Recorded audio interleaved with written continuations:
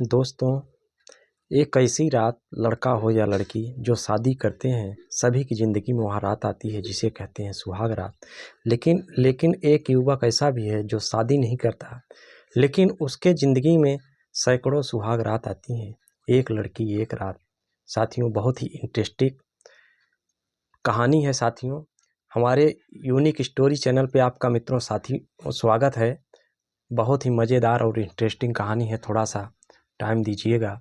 साथियों, एक नवयुवक लगभग 22 से 20 साल के आसपास उसकी उम्र रही होगी। हट्टा खट्टा नौजवान भीलवाड़ा जिला राजस्थान का जो है, वहाँ एक गांव में पहुंचता है। गांव में आप देखे होंगे, पूर्व में माता पिता या बड़े बुजुर्गों से सुने होंगे कि पहले लाइटें नहीं थी। लोग ठिबरी, जिसको चिमनी बोलते हैं, यही जलाकर अपना शाम का जो खाना पीना होता था यही बनाते थे। उस समय लकड़ियों से खाना पीना बनता था। बाहर, घर के बाहर एक चिमनी जला दी जाती थी। कहीं चिमनी, कहीं ढिबरी, कहीं लालटेन बोलते हैं। तो एक घर में लगभग 8 बजे का टाइम हो रहा था। एक नवयुवक पहुंचता है। घर के बाहर एक ओसारी टाइप बनी हुई थी, वहाँ एक महिला बैठी हुई थी, वहीं ढिबरी जल रही होती है। महिला बुजुर्ग थी। एक लड़का जाता है, उनका पैर छूता है, कहता है, माता जी शायद आपने मुझे पहचाना नहीं, मैं फला गांव का हूँ, अपना गांव और परिचय बताता है। तो जो बुजुर्ग महिला थी वो कहती हैं, बेटा कैसे पहचानती, तुम तो जब यहाँ तुम आए थे तो बहुत छोटे थे, तुम्हारी शादी जब हुई थी उस समय तो तुम 7-8 साल के थे, अब तुम 12-13 साल हो गया है, इतने दिन बाद आओगे तो कैसे पहचान पाऊंगी।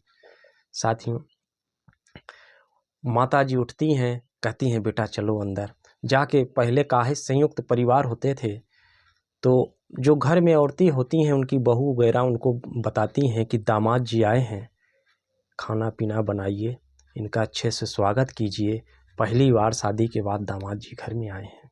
साथियों, उस लड़के का, जिसका नाम श्याम सुंदर था, हट्टा खट्टा नवयुवक घर में प्रवेश होता है, बैठता है, उसको पानी पिंगल कराया जाता है।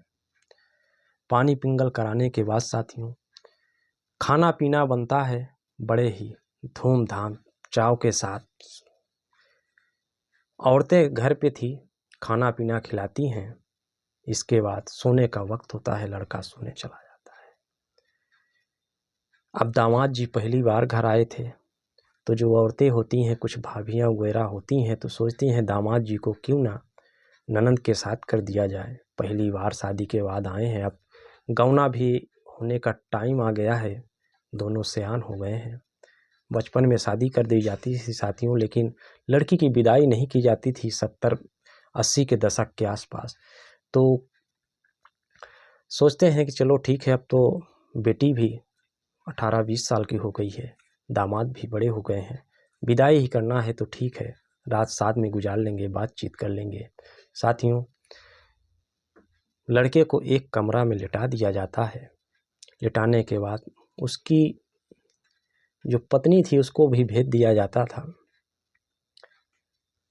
लड़की जाती है कमरे में, जाने के बाद दोनों बैठते हैं, आपस में बातचीत करते हैं। लड़की कहती है कि इतना भी क्या जल्दी था, अब तो हम लोगों को गौना भी होने वाला था, तुम बताओ इतनी जल्दी आ गए,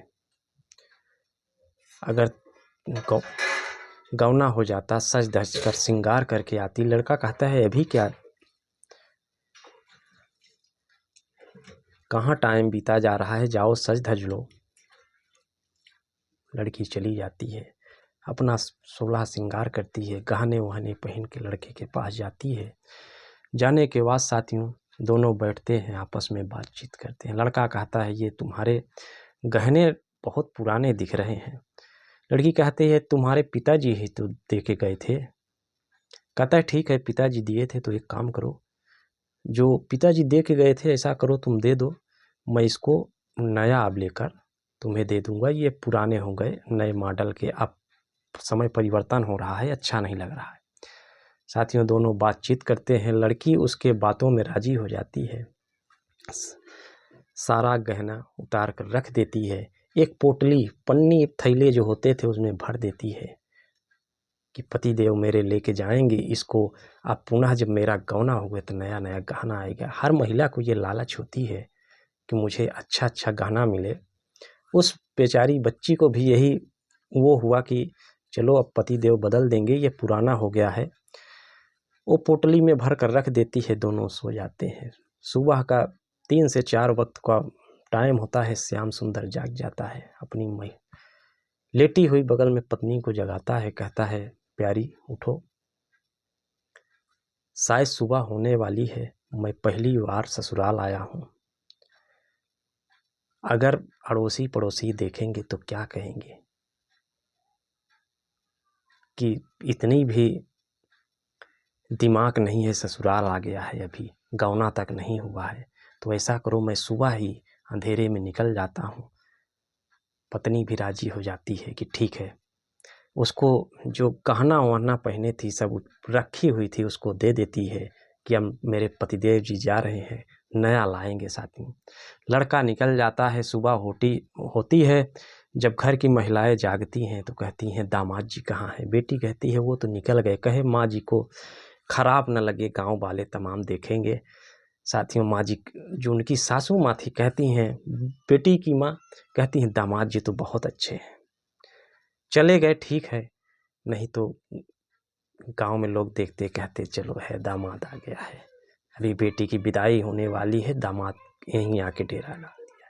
तमाम चर्चाएं लोग पहले करते थे। साथियों, इसके बाद वह तो चला गया, लेकिन घर में तो पुरुष कोई थे नहीं। पुरुष आते हैं तो महिलाएं बताती हैं कि दामाद जी आए थे। साथियों, जब लड़के की शादी उस समय होती थी, आज से 40 साल पहले जब छोटे होते थे, तो जब दो परिवारों में शादियां होती थी तो उस घर के जो पुरुष थे एक दूसरे को पहचानते थे। लड़का भी बड़ा हो रहा था उसको देखते थे, लेकिन महिलाओं को क्या पता कि लड़का बचपन में ऐसा था, बड़े में कैसा होगा। और श्याम सुंदर जो था ये बहुत सातिर दिमाग का था। साथियों, उस घर वालों को भी पता नहीं चला कि दामाद जी आए थे या कोई और थे। वो सुबह आराम से रात को उस घर में रुकता।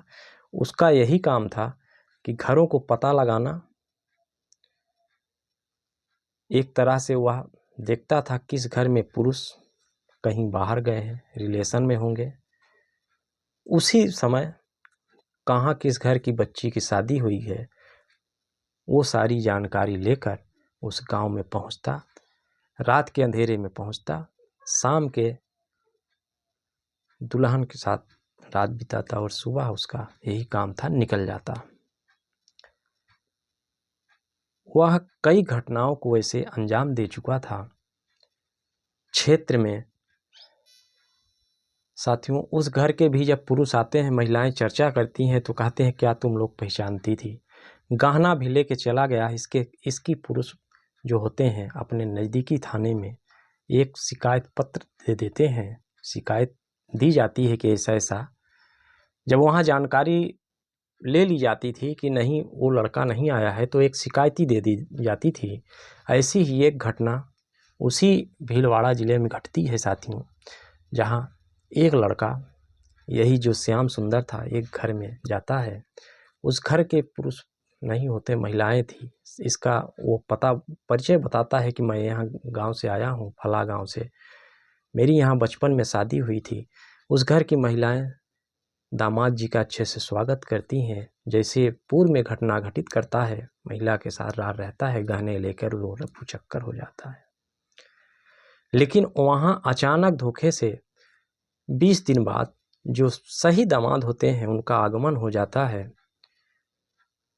पुरुष भी घर में है, दिन का समय होता है। महिलाएं, जो बुजुर्ग महिलाएं थीं, जब उस घर के पुरुष बताते हैं कि ये दामाद जी आज घर पे आए हैं, तो महिलाएं कहती है ये तो दामाद जी हो ही नहीं सकते, दामाद जी तो 20 दिन पहले आए थे, उनका चेहरा तो अलग था।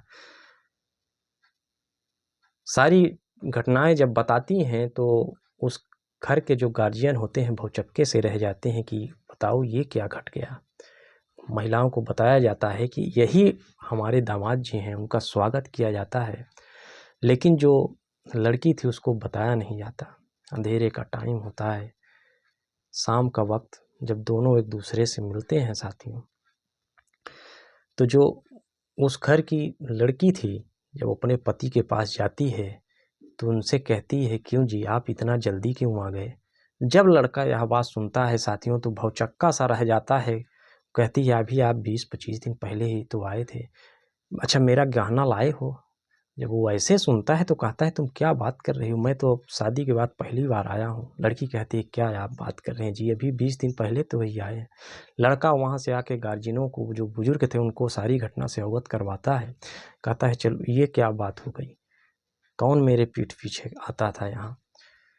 इसकी कंप्लेन थाने में दी जाती है कि ऐसी ऐसी घटना घटित हुई है, लेकिन कोई घटना तो वह बहुत लोगों के साथ अंजाम दे चुका था, लेकिन घटने में किसी ने FIR में यह नहीं लिखाया था कि महिला के साथ उसने कुछ किया है, बल्कि यही लिखाते थे कि एक चोर था जिसने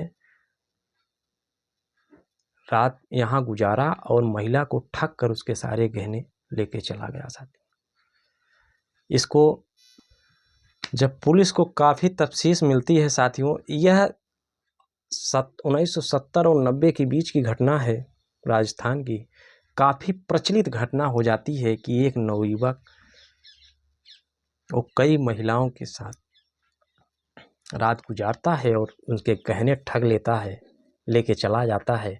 चर्चा का क्षेत्र में विषय बन जाता है। जब ओरिजिनल भी दामाद आते हैं तो जो उनके रिश्तेदार थे उस घर के बुजुर्ग बहुत प्रेम से पूछते हैं, सारी जानकारी लेके तभी अंदर एंट्री करने देते हैं। ये दामादों का हाल हो जाता है साथियों।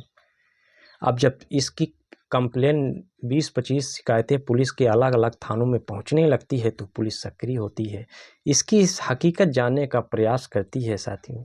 जब हकीकत कई थाने में जब पता किया जाता है तो कहीं 2 FIR दर्ज है, कहीं 1 दर्ज है, कहीं 2 दर्ज है, कहीं 3 दर्ज है। ऐसी जब जानकारी मिलती है तो पुलिस भी थोड़ा सा भौचक्के सी हो जाती है, लेकिन जो DSP रैंक के अधिकारी होते हैं वो सोचते हैं कि ये साला है तो नंबरी बदमाश, बहुत छटा हुआ बदमाश है, उसके लिए भी जाल बिछाया जाता है साथियों। जाल बिछाते हैं, कुछ ही दिन में 2-3 महीने में श्याम सुंदर को पकड़ लिया जाता है। पकड़ने के बाद इससे पूछताछ की जाती है तो कंप्लेन तो 20 से 25 से दर्ज थे, लेकिन श्याम सुंदर जब बयान देता है दरोगा के सामने तो दरोगा भी भौचक्किया जाता है साथियों। कहता है, यह घटना को मैंने कम से कम 200 महिलाओं के साथ अंजाम दिया है। मैं हर हफ्ते 8 दिन, 10 दिन, 6 दिन में एक महिला के पास उसकी सारी डिटेल एकत्रित करता था और उसके पास पहुंच जाता था, और जब सुबह होती अंधेरे में ही मैं निकल जाता था। मैं उजाले का कभी इंतज़ार नहीं किया। ऐसा ठग था जो कि उस जिले में एक तरह से कहें कि तूफान सा मचा दिया था साथियों। लेकिन उसके पास वही बस चोरी के मैटर होते थे तो बस पुलिस जेल भेजती है, कुछ ही दिन में जमानत हो जाती है। यह स्टोरी आपको कैसी लगी साथियों, थोड़ा सा कमेंट में हमें ज़रूर बताइएगा और थोड़ा सा लाइक सब्सक्राइब कर दीजिएगा मित्रों। नमस्कार।